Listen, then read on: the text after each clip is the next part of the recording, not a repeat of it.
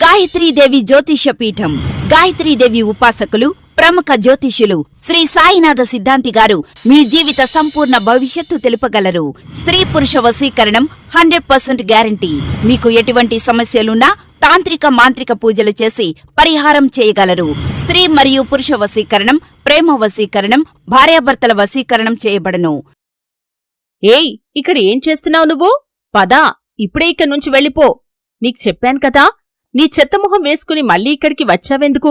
వెళ్ళు, బయటికి పో. సార్, నేను కేవలం భోజనం చేయటానికి వచ్చాను. నాకు చాలా ఆకలిగా ఉంది. 3 రోజుల నుంచి ఏమీ తినలేదు. నన్ను లోపలికి వెళ్ళనివ్వండి. నా దగ్గర డబ్బులున్నాయి. నేను బిచ్చమడగటానికి రాలేదు. బయట అంత అల్లరి ఎందుకు జరుగుతుంది? మన వీఐపీ గెస్ట్లు డిస్టర్బ్ అవుతున్నారు. వెళ్ళి ఆ నాటకాన్ని ఇప్పుడే ఆపండి. మేడం, బయట ఒక బిచ్చగాడు గొడవ చేస్తున్నాడు. తన దగ్గర డబ్బులు ఉన్నాయని లోపల కూర్చుని భోజనం చెయ్యాలి అంటున్నాడు. మేమతన్ని బయటకు పంపిస్తున్నాము కాని అతను వెళ్లట్లేదు. హాయ్ ఫ్రెండ్స్, ఛానలుకి స్వాగతం. ఫ్రెండ్స్, కలకత్తా నగరం సాయంత్రం తన పూర్తి అందంతో కనువిందు చేస్తుంది. నగరంలోని అత్యంత ప్రసిద్ధ మరియు విలాసవంతమైన the Imperial hotel general manager Rekha తన కఠినమైన స్వభావానికి మరియు తనకు పని పట్ల ఉన్న క్రమశిక్షణకు ప్రసిద్ధి చెందింది. ఆమె జీవితం కేవలం ఫైళ్లు, వీఐపీ అతిథులు మరియు హోటల్ మేనేజ్మెంట్ చుట్టూ మాత్రమే తిరుగుతుంటుంది. ప్రేమ మరియు భావోద్వేగాలకు ఆమె బిజీ జీవితంలో ఎటువంటి చోటు లేదు. అది డిసెంబర్ నెల, ఒక చలికాలపు రాత్రి. రేఖ తన షిఫ్ట్ ముగించుకుని ఇంటికి వెళ్లటానికి బయలుదేరుతుంది. అప్పుడే ఆమె దృష్టి హోటల్ వెనక గేటు దగ్గర ఉన్న చెత్తకుండీ సమీపంలో నిలబడి ఉన్న ఒక యువకుడిపై పడింది. అతని బట్టలు అక్కడక్కడా చిరిగిపోయి ఉన్నాయి. జుట్టు చెదిరిపోయి దుమ్ముతో నిండి ఉంది. అతను చలికి వణుకుతున్నాడు. కాని అతని కళ్లల్లో భయం లేదా బిచ్చమడుక్కునే నిస్సహాయత ఏమీ లేదు. దానికి బదులుగా ఒక వింతైన నిశ్శబ్దం మరియు లోతైన విచారం ఉన్నాయి. హోటల్ సెక్యూరిటీ గార్డులు అతన్ని తిడుతూ అక్కడ్నుంచి తరిమికొట్టే ప్రయత్నం చేస్తున్నారు. సాధారణంగా ఇలాంటి విషయాల్లో జోక్యం చేసుకోని రేఖ ఎందుకో తెలియదు కాని ఆ యువకుడి కళ్లవైపు ఆకర్షితురాలైంది. ఆమె వెంటనే తన కారులోంచి దిగి గార్డుల దగ్గరికి వెళ్ళింది. ఇక్కడేం జరుగుతుంది అంటూ రేఖ తన కఠినమైన మరియు గంభీరమైన స్వరంతో అంది. అది విని గార్డులు భయపడ్డారు. మేడం, ఈ బిచ్చగాడు ప్రతిరోజూ ఇక్కడికి వస్తుంటాడు మిగిలిపోయిన ఆహారం వెతుకోవటానికి. మేము అతన్ని ఇక్కడ్నుంచి పంపిస్తున్నాము అని ఒక గార్డు భయపడుతూ చెప్పాడు. దీంతో రేఖ ఆ యువకుడి వైపు చూసింది. దగ్గరగా చూసినప్పుడు ఆ యువకుడు వయసులో తన వయసువాడే అయివుంటాడని ఆమె గ్రహించింది. అతని గడ్డం మీద చిన్నపాటి మీసకట్టు ఉంది మరియు ముఖంలో ఒక వింతైన ఆకర్షణ ఉంది. అది ఆ దుమ్ము మట్టి కింద కూడా దాగలేకపోతుంది. ఇతన్ని లోపలికి తీసుకురండి అంటూ రేఖ గార్డులను ఆదేశించింది. దీంతో గార్డులు ఆశ్చర్యపోయారు. కాని రేఖ ఆజ్ఞను జవదాటే ధైర్యం ఎవరికీ లేదు. ఇక రేఖ అతన్ని నేరుగా హోటల్ స్టాఫ్ డైనింగ్ ఏరియాలోకి తీసుకెళ్లింది. తమ కఠినమైన మేనేజర్ ఒక చిరిగిన బట్టలు వేసుకునే యువకుని ఎందుకు లోపలికి తీసుకొచ్చిందోనని అందరూ ఆశ్చర్యపోయారు. ఇక రేఖ తాజా మరియు వేడి భోజనం వడ్డించమని తమ చెఫ్ని ఆదేశించింది. ఆ యువకుడి ముందు భోజనం వచ్చినప్పుడు రేఖ మరో వింత విషయాన్ని గమనించింది. అతనికి ఖచ్చితంగా ఆకలిగా ఉంది కాని అతను పిచ్చివాడిలా భోజనం మీద పడలేదు. అతను ముందుగా చేతులు కడుక్కున్నాడు. ఒక క్షణం కళ్లు మూసుకుని ఎవరికో ప్రార్థన చేశాడు. ఆ తర్వాత ఎంతో పద్ధతిగా ఫోర్క్ స్పూన్ని ఉపయోగిస్తూ భోజనం చేయటం ప్రారంభించాడు. అతని ఈ శైలి రోడ్డుమీద బ్రతికే వ్యక్తిలాగా లేదు. అయితే రేఖ అతనికి ఎదురుగా ఉన్న కుర్చీలో కూర్చుని అతన్ని నిశ్శబ్దంగా గమనిస్తూ ఉంది. అతను భోజనం ముగించిన తర్వాత టేబుల్ మీద ఉన్న నీళ్లు తాగి తొలిసారిగా రేఖ కళ్లలోకి నేరుగా చూశాడు. అతని కళ్ళు ముదురు గోధుమ రంగులో ఉన్నాయి. వాటిలో రేఖ తన ఈ ఆడంబరమైన ప్రపంచంలో ఎన్నడూ చూడని ఒక ప్రశాంతత ఆమెకు కనిపిస్తుంది. థాంక్యూ, మీరు నాకు ఎలాంటి ఉపకారం చేయలేదు కాని ఈ సమయంలో నాకు ఇది చాలా అవసరం అని ఆ యువకుడు చాలా బరువైన మరియు స్పష్టమైన స్వరంతో అన్నాడు. అతని మాట తీరు, ఉచ్చారణ చూస్తే అతను చదువుకున్నవాడని తెలుస్తుంది. ఎప్పుడూ ప్రతి విషయానికి ఖచ్చితమైన సమాధానం చెప్పటానికి పేరుగాంచిన రేఖ మొదటిసారిగా నిశ్చేష్టురాలైంది. ఆమె గుండె చప్పుడు అకస్మాత్తుగా వేగంగా మారింది. దీంతో ఆగపట్టలేక రేఖ, నీ పేరేంటి అంటూ తనను తాను స్థిమితపరుచుకుంటూ అడిగింది. దీంతో అతను రణవీర్ అని అతను అంతే వినయంగా చెప్పాడు. తర్వాత రణవీర్ కుర్చీలో నుంచి లేచి ఇంకేమీ మాట్లాడకుండా హోటల్ వెనక తలుపుకుండా చీకటిలోకి మాయమయ్యాడు. రేఖ అతన్ని ఆపలేకపోయింది. ఆ రాత్రి రేఖ తన విలాసవంతమైన ఫ్లాట్లో పడకపై పడుకున్నప్పుడు ఆమెకు నిద్రపట్టలేదు. ఆమె మనసులో పదే పదే రణవీర్ లోతైన కళ్ళు, అతను నడుచుకునే పద్ధతి మెదులుతూనే ఉన్నాయి. తన సైగతో నగరంలోని పెద్ద పెద్ద వ్యక్తులతో పనిచేయించుకునే ఒక మేనేజర్ ఈరోజు ఒక చిరిగిన బట్టలున్న యువకుడి ఆలోచనల్లో చిక్కుకుపోయింది. మరుసటి రోజు రేఖ సాయంత్రం కోసం ఎంతో ఆసక్తిగా ఎదురుచూడసాగింది.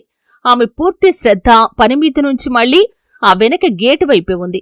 రాత్రి సరిగా 8 గంటలకు ఆమె స్వయంగా రణవీర్ ఈరోజు మళ్లీ వస్తాడనే ఆశతో ఆ చెత్తకుండి దగ్గరికి వెళ్లి నిలబడింది. రేఖ రాత్రి 8 గంటలకు అదే వెనక గేటు దగ్గర నిలబడి ఉంది. డిసెంబర్ నాటి చలిగాలులు ఆమె ముఖాన్ని తాకుతున్నాయి. ఆమె తన ఖరీదైన ఓవర్ కోట్ను కాస్త బిగుతుగా లాక్కుంది. దాదాపు అరగంట గడిచింది, కాని రణవీర్ రాలేదు. ప్రతి నిమిషం ఎంతో విలువైందిగా భావించే రేఖ ఒక అపరిచితుడి కోసం తన సమయాన్ని ఎందుకు వృధా చేసుకుంటుందో అని తనపై తనకే కోపం వచ్చింది. ఆమె ఆశ వదులుకొని వెనక్కి తిరగబోతుండగా అప్పుడే తేలికపాటి పొగమంచు మరియు చీకటి మధ్యనుంచి ఒక నీడ బయటకు రావటం కనిపించింది. అది మరెవరిదో కాదు, రణవీర్దే. ఈరోజు కూడా అతని బట్టలు అలాగే మురికిగా నలిగిపోయి ఉన్నాయి. కాని అతని నడకలో అదే వింతైన ఆత్మవిశ్వాసం, స్థిరత్వం ఉన్నాయి. ఇక రేఖ ఆ గేటు దగ్గర నిలబడి ఉండటం చూసి రణవీర్ అడుగుల వేగం కొద్దిగా తగ్గింది. మీరిక్కడ ఈ సమయంలో ఏం చేస్తున్నారు అంటూ రణవీర్ ఆశ్చర్యంగా మరియు స్పష్టమైన గొంతుతో అన్నాడు. దీంతో రేఖ మాట్లాడుతూ, నేను నీతో ఇప్పుడు మాట్లాడాలి అంటూ తన గుండె చప్పుడును అదుపు చేసుకుంటూ ఇంకా ఇలా అంది. నువ్వు ఈరోజు కూడా ఆకలితో పడుకోకూడదనే ఉద్దేశంతో మాత్రమే నేనిక్కడికి వచ్చాను అని అంది. దీంతో రణవీర్ పెదవులపై ఒక చిన్న, అత్యంత బాధాకరమైన చిరునవ్వు కనిపించింది. మీరు ఈ నగరంలోనే అతిపెద్ద హోటల్ మేనేజర్. మీరు ఇలా చెత్తకుండీల దగ్గర నాలాంటివాడి కోసం ఎదురుచూటం మీకు శోభనివ్వదు మేడం అన్నాడు. అప్పుడు రేఖ మాట్లాడుతూ, హలో, నా పేరు రేఖ. నాకు ఏది శోభనిస్తుందో నేను స్వయంగా నిర్ణయించుకుంటాను అని తనకి అలవాటైన కఠినమైన కాస్త మృదువైన స్వరంతో అంది. పద లోపలికి వెళ్దాం, నీ భోజనం సిద్ధంగా ఉంది అంది. కాని ఈసారి రణవీర్ వద్దని తల ఊపాడు. నాపై మీరు చూపిస్తున్న శ్రద్ధకు చాలా కృతజ్ఞతలు రేఖాగారు. కాని నేను రోజూ ఎవరి దయాదాక్షిణ్యాల మీద బ్రతకలేను. నిన్న రాత్రి మాట వేరు. నేను చాలా రోజుల నుంచి ఆకలితో ఉన్నాను, కాని ఈరోజు నేను పక్కనే ఉన్న ఒక డాబాలో గిన్నెలు కడిగి నాకోసం 2 రొట్టెలు సంపాదించుకున్నాను అన్నాడు. దీంతో రేఖ నిర్ఘాంతపోయింది. నిన్న అంత రాజసంగా కత్తి, ఫోర్కులతో భోజనం చేసిన యువకుడు ఈరోజు డాబాలో గిన్నెలు కడుగుతున్నాడా అని రేఖ మనసులోపల అసహనం మరియు ఆలోచనల లోతు పెరిగాయి. దీంతో రేఖ, ఇంతకీ నువ్వెవరు? నీ మాట తీరు, నీ ప్రవర్తన ఇవన్నీ ఏదో సాధారణ బిచ్చగాడివి లేదా రోడ్డు మీద బ్రతికివాడివి కావు. నువ్వు గిన్నెలు కడగటానికి పుట్టలేదు. నీకు పని కావాలంటే నేను నీకు ఈ హోటల్లోనే ఏదైనా మంచి గౌరవప్రదమైన ఉద్యోగం ఇవ్వగలను అని రేఖ ఒకే శ్వాసలో చెప్పేసింది. దీంతో రణవీర్ కొన్ని క్షణాలు నిశ్శబ్దంగా రేఖ కళ్లల్లోకి చూశాడు. ఆ ముదురు గోధుమ రంగు కళ్లల్లో దాగి ఉన్న బాధ మరియు ఒక చెప్పలేని కథ రేఖ గుండెలో ఒక వింతైన అలజడిని సృష్టించాయి. ఇక రణవీర్ గట్టిగా ఊపిరి పీల్చుకుంటూ, విరిగిపోయిన ప్రతి వస్తువును బాగు చెయ్యలేము రేఖాగారు. కొన్ని భవనాలు శిథిలాలుగానే బాగుంటాయి. ఎందుకంటే వాటిని మళ్లీ నిర్మించటానికే ప్రయత్నిస్తే వాటి పునాది మరింత బలహీనమవుతుంది అని రణవీర్ అన్నాడు.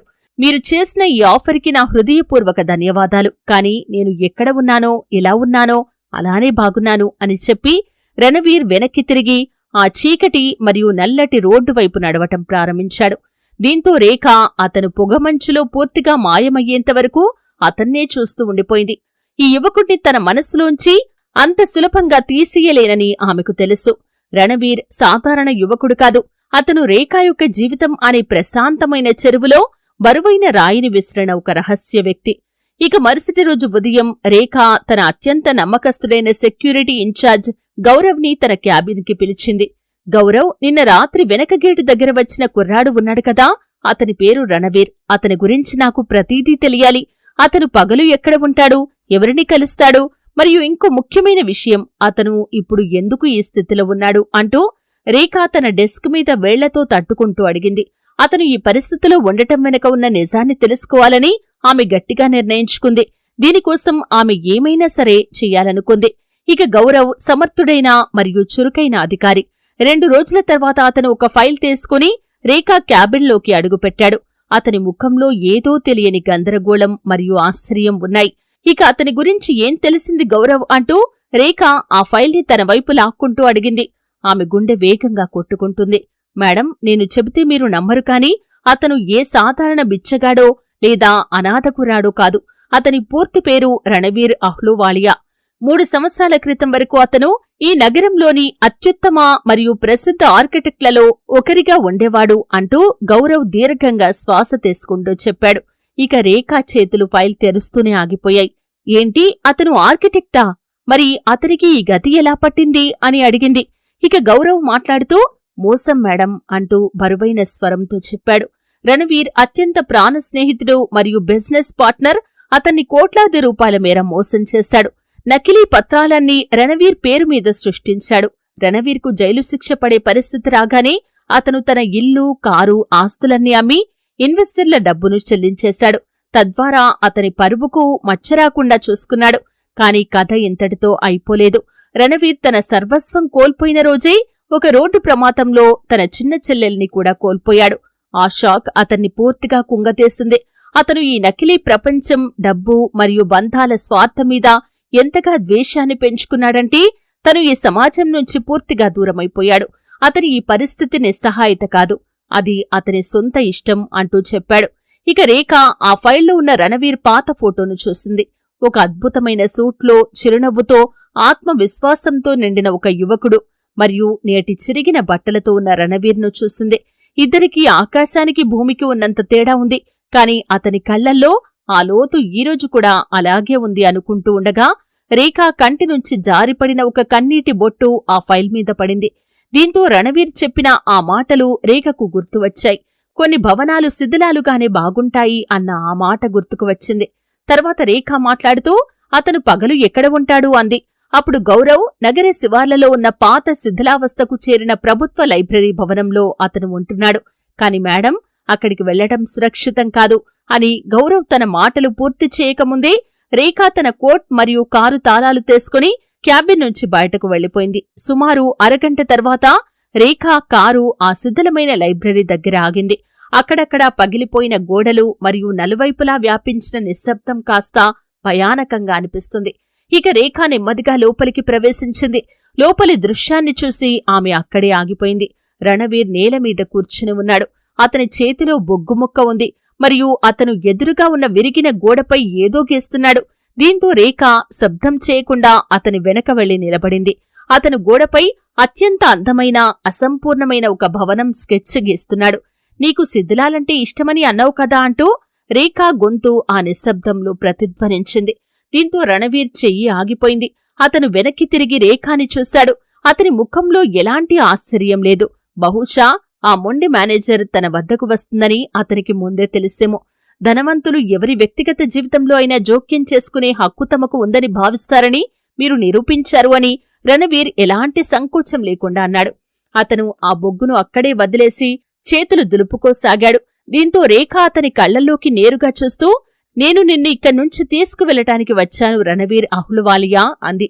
ఆమె కావాలని అతని పూర్తి పేరు పలికింది.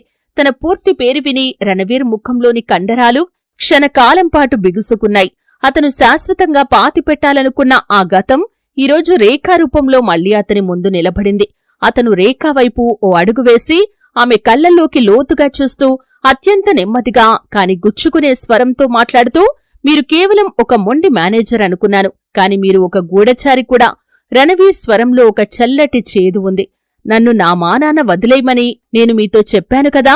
భవనాలు నిర్మించే ఆ రణవీర్ అహ్లూవాలియా 3 సంవత్సరాల క్రితమే చనిపోయాడు. ఇక్కడ ఉన్నది కేవలం ఈ ప్రపంచంతో, ఈ విజయాలతో ఎలాంటి సంబంధం లేని ఒక రణవీర్ మాత్రమే అని అన్నాడు.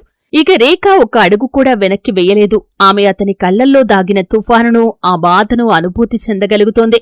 ఆమె మాట్లాడుతూ, మనిషి చనిపోతాడు రణవీర్, కాని అతని నైపుణ్యం కాదు. నీ చేతివేళ్లలో ఈరోజు కూడా ఇదే అద్భుతం దాగి ఉంది అంటూ రేఖ ఆ గోడపై బొగ్గుతో వేసిన స్కెచ్ వైపు చూపించింది. నువ్వు నీ నుంచి నువ్వు పారిపోగలవు, ప్రపంచం నుంచి పారిపోగలవు, కాని నీ కల నుంచి ఎలా పారిపోతావు అంది. దీంతో రణవీర్ కోపంగా ఆ గోడవైపు చూసి ఒక్కసారిగా లేచి తన చేతితో ఆ స్కెచ్ మొత్తం చెరిపేశాడు. దానివల్ల ఆ అందమైన చిత్రం ఒక వికారమైన నల్లటి మచ్చగా మారిపోయింది. దీంతో రేఖ ఆశ్చర్యపోయింది. ఇక రణవీర్ కోపంగా మాట్లాడుతూ, ఏం దక్కుతుంది మీలాంటి వాళ్లకు? మాలాంటి వాళ్ల గాయాలను రేపి మీలాంటి విజయవంతమైన, శక్తివంతమైన మహిళకు నాలాంటి ఓడిపోయిన వాడిపై ఎందుకు ఆసక్తి ఉంటుంది? నన్ను మళ్ళీ నా కాళ్ల మీద నేను నిలబడేలా చేసి మీ గొప్పతనానికి ఏదైనా పతకం గెలుచుకోవాలి అనుకుంటున్నారా? పతకం గెలిచి ఏం సాధిస్తారు? వెళ్ళండి మేడం, ఇకనుంచి దయచేసి నన్ను ఒంటరిగా వదిలేయండి అన్నాడు. దీంతో రేఖ దీర్ఘంగా ఊపిరి పీల్చుకుంది. రణవీర్ మాటలు వాడిగా ఉన్నాయి కాని అది అతని కోపం కాదని, అతని లోతైన గాయం మాట్లాడుతుందని రేఖకి అర్థమైంది. అందుకే ఆమె మాట్లాడుతూ, నాకు ఎలాంటి పతకం వద్దు రణవీర్. నేను ఏ సంఘ సేవకురాలిని కాదు. నేను ది ఇంపీరియల్ కి జనరల్ మేనేజర్ని. నేను ఎదుటి వ్యక్తి టాలెంట్ని, వారి సామర్థ్యాన్ని మాత్రమే చూస్తాను. మరియు నేను నీలో కూడా అదే చూశాను అంటూ రేఖ తన ఓవర్ కోట్ జేబులోంచి తన విజిటింగ్ కార్డ్ని తీసి రణవీర్ ముందు ఉంచింది. రణవీర్ దాన్ని పట్టుకోకపోవటంతో రేఖ దాన్ని అక్కడే నేలపైన ఒక రాయి దగ్గర ఉంచింది. రేపు ఉదయం 10 గంటలకు నా క్యాబిన్కి రా. నేను నీకు భిక్ష వేయటం లేదు, నీపై జాలి చూపించటం లేదు. ఒక అవకాశం ఇస్తున్నాను. మా హోటల్కి వింగ్ రినోవేషన్ ఉంది. దానికి నాకు ఎవరి ఆలోచనలు భిన్నంగా ఉంటాయో అలాంటి ఒక ఆర్కిటెక్ట్ అవసరం. ఒకప్పుడు రణవీర్ అహ్లువాలియా గుండెల్లో రగిలిన ఆ అగ్ని నీలో కాస్తైనా మిగిలి ఉంటే నువ్వు రేపు వస్తావు. ఒకవేళ రాకపోతే నీ చెల్లెలితో పాటే నువ్వు కూడా ఈరోజే అంతమైపోయావని నేనర్థం చేసుకుంటాను అంది. తన చెల్లెలి ప్రస్తావన విని రణవీర్ కళ్ళు ఒక్క క్షణం పెద్దవయ్యాయి. రణవీర్ నుంచి మరే ఇతర ప్రతిచర్య కోసం ఎదురుచూడకుండా రేఖ అక్కడ్నుంచి తిరిగి తన కారు వైపు వెళ్ళింది. రణవీర్ అలాగే మౌనంగా నిలబడి తన చేతులకు అందిన బొగ్గు మసిని మరియు నేలమీద పడివున్న ఆ తెల్లటి విజిటింగ్ కార్డ్ని చూస్తూ ఉండిపోయాడు. మరుసటి రోజు ఉదయం రేఖ తన విలాసవంతమైన క్యాబిన్లో కూర్చుని ఉంది. గడియారం ముళ్ళు ఉదయం 10 గంటలు దాటింది. ఆమె తన ముందు ఉన్న కొన్ని ఫైళ్లపై దృష్టి పెట్టడానికి ప్రయత్నించింది కాని ఆమె ధ్యాసంతా అద్దం తలుపు మీదే ఉంది. అలా 10 గంటల 15 నిమిషాల తర్వాత, 10 గంటల 30 నిమిషాల తర్వాత 11 గంటలు దాటింది. సమయం గడిచిపోతుంది. రేఖ గుండెల్లో ఒక వింతైన విచారం అలుముకుంది. రణవీర్ నిజంగా రాడా? తను నిజంగానే ఓటమిని అంగీకరించాడా? ఒక అపరిచితుడి కోసం తాను ఎందుకింత ఆరాటపడుతున్నాను అని రేఖకు తనపై తనకే కోపం వస్తుంది. ఆమె నిరాశతో తన ఫైల్ని మూసివేసి కాఫీ కప్పు తీసుకుందామని అనుకునేలోపు సరిగా 11 గంటల 15 నిమిషాలకు క్యాబిన్ బయట ఏదో అలజడి రేగింది. గౌరవ్ తలుపు తట్టి లోపలికి వస్తూ ఇలా అన్నాడు. మేడం, అతడు నిన్నటి అతనే. గౌరవ్ తన మాటలు పూర్తి చేసేలోపే తలుపులోంచి రణవీర్ లోపలికి వచ్చాడు. రేఖ అతన్ని చూసి తన కుర్చీలోంచి దాదాపుగా పైకి లేచింది. రణవీర్ ఈరోజు తన జుట్టును కాస్త సర్దుకొని ఉన్నాడు. ఎలాగోలా ఒక శుభ్రమైన పాత షర్ట్ ప్యాంటు సంపాదించి ధరించి అక్కడికి వచ్చాడు. అతని కళ్లల్లో నిన్నటిలా ఆ విపరీతమైన కోపం లేదు. బదులుగా ఒక వింతైన సందిగ్ధత ఉంది. అతను రేఖ టేబుల్ దగ్గరికి వచ్చి ఆ తెల్లటి విజిటింగ్ కార్డ్ని ఆమె డెస్క్ పై ఉంచాడు. నేను బిచ్చమెత్తను. మీ దయాదాక్షిణ్యాల కింద బతకాలని కూడా అనుకోవటం లేదు. మీరు నాకు ఈ పని ఇస్తున్నట్లయితే నేను నా షరతులపైనే పనిచేయాలనుకుంటున్నాను అని రణవీర్ నెమ్మదిగా దృఢమైన స్వరంతో అన్నాడు. దీంతో రేఖ పెదవులపై అత్యంత ప్రశాంతమైన చిరునవ్వు విరిసింది. ఆమె తన కుర్చీలోంచి లేచి రణవీర్ వైపు చెయ్యి చాపింది. నాకు నీ ప్రతి షరతు అంగీకారమే రణవీర్ అహ్లువాలియా. ది ఇంపీరియల్ కొత్త వింగ్ పని ఈరోజు నుంచి నీదే అని రేఖ తెలిపింది. ఇక రణవీర్ కొద్ది క్షణాలు అలా చాపిన చేతిని చూశాడు. ఆ తర్వాత నెమ్మదిగా తన చేతిని రేఖా చేతిలో పెట్టి షేక్ హ్యాండ్ ఇచ్చాడు. ఆ ఒక్క స్పర్శతో రణవీర్లో గడ్డకట్టుకుపోయిన ఆ మంచు కరగటం మొదలైంది. తర్వాతి 6 నెలలు ది ఇంపీరియల్ కు ఏదో మాయలా గడిచిపోయాయి. రణవీర్ తనను తాను హోటల్ కొత్త వింగ్ రినోవేషన్లో పూర్తిగా లీనం చేశాడు. మొదట్లో హోటల్లోని మిగతా సిబ్బంది అతన్ని ఎగతాళి చేశారు. కాని రణవీర్ రూపొందించిన డిజైన్లు, అతని అసమానమైన పనితనం బయటపడేసరికి ప్రతి ఒక్కరూ ఆశ్చర్యంతో నోరెళ్లబెట్టాల్సిన పరిస్థితి వచ్చింది. ఈ 6 నెలల్లో రణవీర్లో కూడా చాలా పెద్ద మార్పు వచ్చింది. అతని గడ్డం ఇప్పుడు పద్ధతిగా ట్రిమ్ చేయబడింది. అతని బట్టలు శుభ్రంగా ఉంటున్నాయి. కాని అన్నింటికంటే పెద్ద మార్పు అతని కళ్లల్లో ఉంది. అక్కడ ఇప్పుడు శూన్యం లేదు. దానికి బదులుగా కొత్త ఆశల కాంతి ఉంది. మరియు ఈ మార్పుకు అతిపెద్ద కారణం రేఖ. కాగితాలు, మ్యాప్లు మరియు సిమెంట్ దుమ్ము మధ్య వారిద్దరి హృదయాల మధ్య ఉన్న దూరం ఎప్పుడు చెరిగిపోయిందో వారికే తెలియలేదు. ఎవరికోసమూ తన నియమాలను మార్చుకోని రేఖ ఇప్పుడు గంటల తరబడి రణవీర్తో పాటు సైట్లో కూర్చుని ఉంటుంది. ఆమె రణవీర్కి కాఫీ చేసిచ్చేది. అతని క్లిష్టమైన డిజైన్లను సరళం చేసేది. అతని గతాన్ని తలపించి భయంకరమైన పీడకలల నుండి అతన్ని బయటకు తీసుకువచ్చేది. ఇలా కొత్త వింగ్ ప్రారంభోత్సవం రాత్రి ఇంపీరియల్ హోటల్ కాంతులతో దేదీప్యమానంగా వెలిగిపోతోంది. నగరంలోని ప్రముఖులంతా, మంత్రులు మరియు మీడియా అక్కడ ఉన్నారు. కొత్త వింగ్ తెర తొలగించినప్పుడు అక్కడ ఉన్న ప్రతి ఒక్క వ్యక్తి కళ్ళు ఆశ్చర్యంతో విప్పార్చుకున్నాయి. ఇది కేవలం ఒక భవనం కాదు, అది కళకు సజీవ సాక్ష్యం. రణవీర్ ఆ వింగ్ ను తన కళతో మరియు తన చెల్లెలి జ్ఞాపకాలతో ఎంత అద్భుతంగా తీర్చిదిద్దాడంటే ఆ ప్రదేశం స్వర్గానికి ఏమాత్రం తక్కువ కాదనిపిస్తోంది. అంత అద్భుతంగా రూపొందించాడతను. దీంతో హాలంతా చప్పట్లతో మార్మోగిపోయింది. ప్రజలు రణవీర్ చుట్టూ మూగి ఉన్నారు. అతనికి అభినందనలు చెబుతున్నారు. కాని రణవీర్ కళ్ళు మాత్రం ఒకే ఒక వ్యక్తి కోసం వెతుకుతున్నాయి. ఆమె మరెవరో కాదు, రేఖ. కాని రేఖ అక్కడ లేదు. రణవీర్ గుంపులో నుంచి తప్పుకుంటూ నేరుగా బయటకి వచ్చాడు. రేఖ ఎక్కడ ఉంటుందో అతనికి తెలుసు. హోటల్ యొక్క అదే వెనక గేటు దగ్గర. ఎక్కడైతే వారు మొదటిసారి కలిశారో అక్కడ రేఖ ప్రశాంతంగా నిలబడి ఆకాశం వైపు చూస్తోంది. ఆమె ఈరోజు ఎరుపు రంగులో ఉన్న ఎంతో అందమైన గౌను ధరించింది. రణవీర్ నెమ్మదిగా ఆమె వెనక వెళ్లి నిలబడ్డాడు.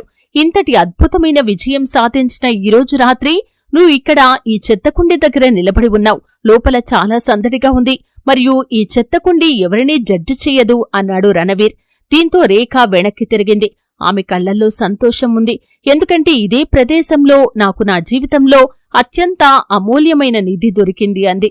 దీంతో రణవీర్ ముందుకు వచ్చి రేఖ 2 చేతులను తన చేతిలోకి తీసుకున్నాడు. 6 నెలల క్రితం నువ్వొక శిథిలాన్ని చూశావు రేఖా.